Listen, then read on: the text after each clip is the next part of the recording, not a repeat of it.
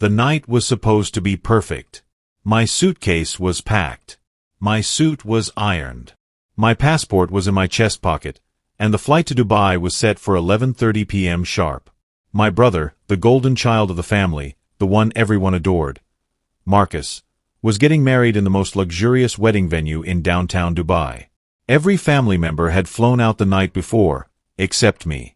I had insisted on staying behind because I had work obligations that I couldn't shift.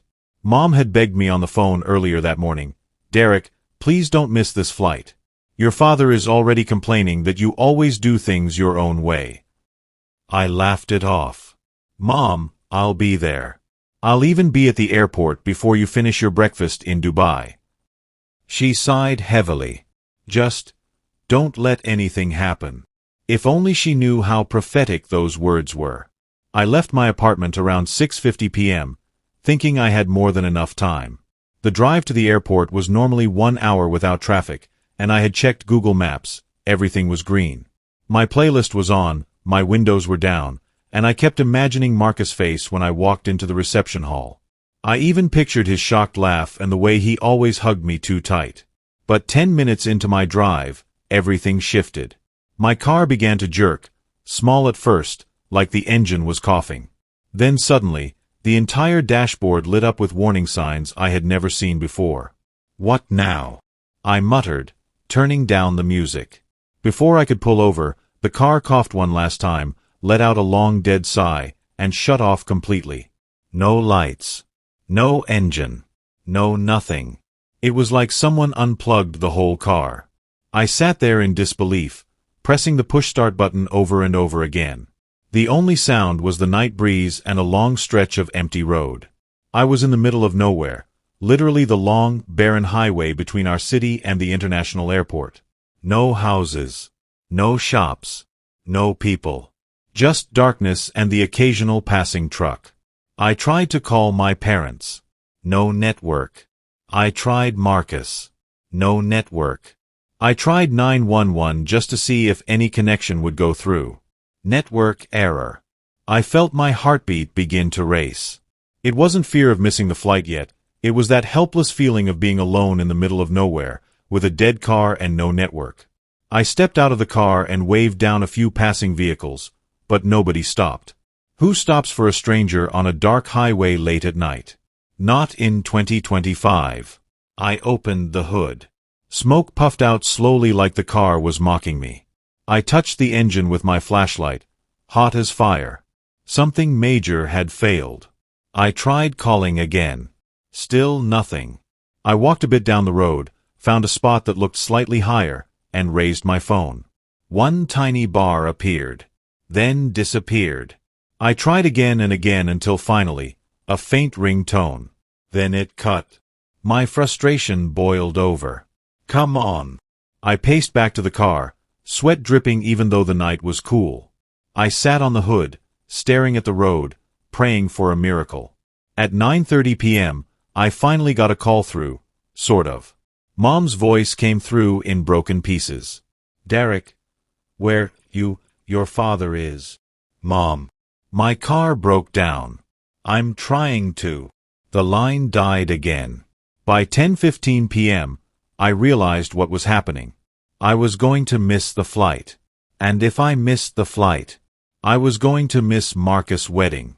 I slammed my fist on the trunk of the car in frustration. Tears of anger filled my eyes because there was absolutely nothing I could do.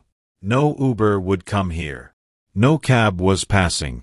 And time was draining faster than my hope. At 11:32 p.m., while I was still stranded on that lonely road, I got the message. Boarding closed. I closed my eyes and let out a long, painful breath. At 11:47 p.m., Dad's message came in. "You have disappointed this family again." At midnight, Mom texted. "We've been calling you. What happened? Everyone is asking for you. This is bad, Derek." Then my aunt. "Your father is ashamed. The whole family is embarrassed." Then my sister. "Wow. You didn't even try. You missed Marcus' big day. You really are the black sheep." That one cut the deepest. But the one that killed me came hours later from Marcus himself. Bro, of all days, why today? I sat on the hood of my dead car at 1:15 a.m., under the lonely sky, surrounded by silence and guilt, and I cried. Not because I missed the flight. Not because the car broke down. But because my whole family thought I didn't even try. Because in their eyes, I had failed again. Like always. By the time I finally got home the next morning, the sun was already climbing over the rooftops. My clothes smelled like engine smoke. My eyes were red. My head felt like someone had hammered it all night. I barely slept. I spent the entire night waiting for a tow truck that didn't show up until almost 4 a.m. When I walked into my apartment, the silence greeted me first. Cold, heavy, almost accusing. My phone buzzed non-stop, vibrating with family messages, missed calls, and angry voice notes. I put the phone face down on the table. I wasn't ready. Maybe I should have been. Because 10 minutes later, Mom called again. I took a deep breath, wiped my face, and answered. Mom. But her voice sliced immediately through the line. Derek, what happened last night? Do you know how embarrassed we were? Do you know people asked about you throughout the flight? Your father couldn't even look some relatives in the eye. I swallowed hard. Mom, my car broke down. In the middle of nowhere. I had no network. There is always network somewhere, she shot back. You should have found a way. You should have called earlier. You should have left home earlier. I left early, I said calmly. The car died. I had no control over that. She went silent. Not because she understood, but because she didn't believe me. Then she said slowly, Your father wants to talk to you. My heart tightened. Mom, I really don't think. But Dad had already taken the phone. His voice was cold. Derek. Yes, sir. This family trusted you with one simple responsibility. 1. His tone sharpened. You always have an excuse. Always something going wrong. Always something out of your control. Why is it always you? My chest tightened. Dad, I didn't. You abandoned us, he continued. You embarrassed us. Your brother is in Dubai right now asking for you. The groom. Your own brother. And you didn't show up. I blinked fast to keep tears from falling. Dad, I swear I tried. You didn't try hard enough. Then he hung up. I stared at the phone like it had personally slapped me. I sank onto the couch, buried my face in my hands, and let out a long, shaky breath. I wasn't angry, just tired. Tired of always being the one blamed. Tired of being the child who never met expectations. Tired of being treated like my mistakes were intentional. Around 2 p.m., my sister Brianna video called me. I debated ignoring her, but I picked up. Her eyebrows were raised. Her tone was sharp. Derek, I don't even know what to say to you. Do you realize Marcus cried last night? He thought something bad happened to you. I was stranded, Bree. My car died. You should have called someone. With what network? I asked quietly. She folded her arms. People make it to the airport every day without excuses. But with you, there's always drama. I felt that one in my spine. I said nothing. Then she dropped the real bomb. One aunt even asked Mom if you do drugs. That's how suspicious people are now. I closed my eyes painfully. Wow. Yeah, she added. And Grandma said you've always been stubborn and irresponsible. The words stabbed me like knives. Bree, do you think I would miss Marcus' wedding on purpose? She hesitated. That hesitation hurt more than any insult. I don't know, Derek, she said finally. But people think you didn't want to come. I felt my breath leave me. After she ended the call, I sat still for a long moment. I looked around my apartment. It had always been my safe space. My quiet place. But today, it felt like a courtroom, and I was the defendant. Everyone had judged me before hearing the facts. I replayed the night again and again in my head. What could I have done differently? Left earlier? Taken an Uber? Borrowed a friend's car? Maybe. But I didn't. And now the punishment was heavier than the mistake. Even Marcus didn't call again. No message. No explanation. No "Are you okay?" The silence from him felt like betrayal mixed with heartbreak. In the evening, I forced myself to write a long message in the family group chat. My car broke down on the way to the airport. I had no network. I waited alone for hours. I'm sorry I missed the flight. It wasn't intentional. I love Marcus and I wanted to be there more than anyone knows. I waited for replies. One by one, they came. Dad, we hear you. Mom, focus on work and pray for your brother's new home. Brianna, okay. Aunt Mel, next time, plan better. Grandma, Only Grandma could send a whole paragraph with one letter. But there was nothing from Marcus. Not a word. Not even a single emoji. His silence burned the deepest. It was that moment I understood something painful. When a family already believes you are the black sheep, even the truth sounds like an excuse. The next morning, I woke up with my phone on my chest, still waiting for a message from Marcus. I checked my notifications. Nothing. I checked WhatsApp, Instagram DM, even his old email address. Still nothing. I knew Marcus. I knew how much he loved family. His silence meant he was hurt. I considered calling him, but my heart couldn't take hearing disappointment in his voice. Instead, I left him a message. Bro, I'm sorry. I love you. I didn't choose this. I stared at the screen, hoping the typing dots would appear. They didn't. I went to work with a heavy heart, and everyone noticed. My friend Tamir pulled me aside. Bro, you good? You look like you fought the whole highway. I sighed. I missed my brother's wedding. Family thinks I did it on purpose. He shook his head. People only see your mistakes when they already cast you in a role. That stayed with me all day. That evening, the family group chat went off again. Photos of the wedding started pouring in.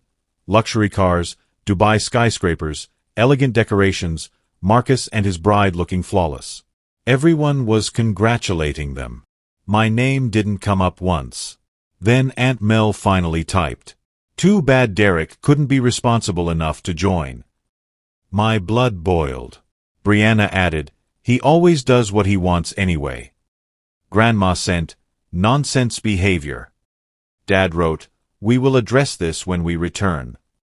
And Marcus? Still silent. I typed a long message, explaining again, pouring my heart out. My fingers shook as I wrote. But after I sent it, the group went cold. Read. Ignored. 2 days later, the family returned from Dubai. No one called me. No one dropped by. At dinner the next evening, Dad announced a family meeting. As soon as I walked into the living room, the air was thick. Mom avoided my eyes. Brianna folded her arms. Dad stood straight like a judge. Grandma sat with her cane like she came for a verdict. Dad began, Derek, explain why you didn't come. I already did, I replied, voice steady. The car died. I had no network. I waited alone for hours. Grandma scoffed. Who gets stranded in 2025? You think we're fools. I'm telling the truth. Mom sighed. Derek, sometimes your truth always sounds like a story. That one hurt. Dad shook his head. We are disappointed. Just then, Marcus walked in. My heart jumped. Finally. But he didn't hug me. Didn't smile. Didn't say my name. He simply said, You hurt me, man. I swallowed hard. Marcus, I swear. Don't swear. I needed my brother. And you weren't there. My chest tightened. I tried. He cut me off. You didn't try enough. That sentence. It broke me in half. That night, I couldn't sleep. Every word replayed in my mind. Black sheep. Irresponsible. Drama. You didn't try enough. I opened the hood of my broken-down car in the garage and just stared at it. If only that engine had stayed alive for 20 more minutes. 20 minutes, and I would have been at the airport. I took my phone and typed another message to Marcus. Bro, if you knew how much I love you, you would understand my pain right now. I deleted it. Typed again. Deleted. Typed again. I finally sent. I'm sorry, Marcus. I miss you. He read it. No reply. The next day, Tamir dragged me to a coffee shop. You look like someone swallowed your soul, he joked. I forced a smile. He leaned forward. Listen. You don't beg people forever. Even family. If they believe the worst of you before hearing the truth, the problem isn't you. But it's my brother. And he'll come around, Tamir said gently. But don't lose yourself while waiting. I breathed slowly. I needed that. 3 days later, I got a notification. Marcus is calling. My heart jumped. I picked up immediately. Bro. His face was tired but calm. Behind him was his bride, Jasmine, smiling faintly. Derek, he said softly, tell me exactly what happened. For the first time, he asked. I explained everything. Every detail. The silence. The network. The fear. The engine failure. The loneliness on the road. When I finished, Jasmine whispered, Baby, he didn't do it on purpose. Marcus sighed deeply. I know. I felt abandoned. You're my best man. Well, you were supposed to be. I swallowed. I would have rather died than disappoint you. His eyes softened. I believe you now. Those words washed over me like healing water. Then he added, but you hurt a lot of people. I know, I said quietly. And I'm ready to fix it. Later that evening, Marcus came by in person. When he entered my apartment, he hugged me first. Tight, long, emotional. I should have asked sooner, he said. Instead of assuming the worst. I nodded, tears filling my eyes. I'm sorry too.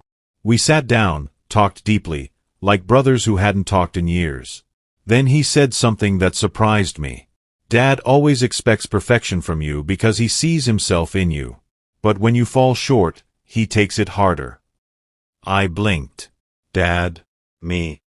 He barely acts like he notices me. That's the problem, Marcus said. He expects you to be the version of himself he never achieved. My whole world paused. The next day, Mom showed up at my apartment with groceries, her usual peace offering. She hugged me unexpectedly and said, I'm sorry we judged you too quickly. I froze. She wiped her eyes. I was stressed, embarrassed, and I let people's comments cloud my judgment. I finally hugged her back. It's okay, Mom. No, she said gently. You're a good man, Derek. And we didn't treat you like one. Those words healed wounds I never admitted were there. Grandma arrived next. She sat on the couch, cane in hand, staring at me. Finally she said, I misjudged you. You're stubborn, but not irresponsible. I smiled. Grandma, that's the closest thing to love you've ever said. She hit my leg lightly with her cane. Don't push it. We both laughed. Dad was the last to come around. We sat in his study, his safe place, his kingdom. He cleared his throat. Your brother explained everything. I nodded. I was hard on you, he admitted. Too hard. I looked at him carefully. Dad, I never try to disappoint you. He stared at me for a long moment. Then he said something I never expected. I'm proud of the man you're becoming. Even if I don't say it. My throat tightened. Thank you. We move forward, he said. And for the first time in years, I believed him. That Sunday, the whole family gathered for dinner. When I walked in, Grandma shouted, Ah, the prodigal son is back. Everyone laughed. Mom hugged me. Dad nodded proudly. Brianna actually apologized. Then Marcus raised his glass. To Derek, the brother who wasn't at the wedding, but who proved his heart is always with family. Everyone cheered. My eyes watered. For the first time in a long time, I felt seen. The next week, the story of my disappearance somehow spread to extended relatives. But this time, my parents corrected the narrative. Mom said, "My son tried. Life happens." Dad added, "He's not irresponsible. He faced a tough situation." People apologized. Some even called to check on me. It felt like rewriting my name in the family record, from black sheep to human being who tried. 1 month later, Marcus and Jasmine held a second reception back home for those who couldn't travel. Marcus insisted I stand beside him, not as a guest, but as his best man, the role I was always meant to play. During his speech, Marcus said, "Some people miss flights. Some miss moments. But when a person never leaves your heart, they're never truly absent." Everyone looked at me. I felt tears fall. Later, Marcus hugged me and whispered, "You were there. Not in Dubai, but here, with me." I smiled. In that moment, I realized something powerful. Family may misunderstand you, judge you, mislabel you. But truth has a way of walking back into the room and taking its rightful place. I didn't make the Dubai wedding, but I made something greater. I made peace with my family. I restored my honor. I reclaimed my name. I rebuilt my place in their hearts. And for the first time in my life, I was no longer the black sheep. I was simply Derek, a son, a brother, a man who tried, and was finally understood.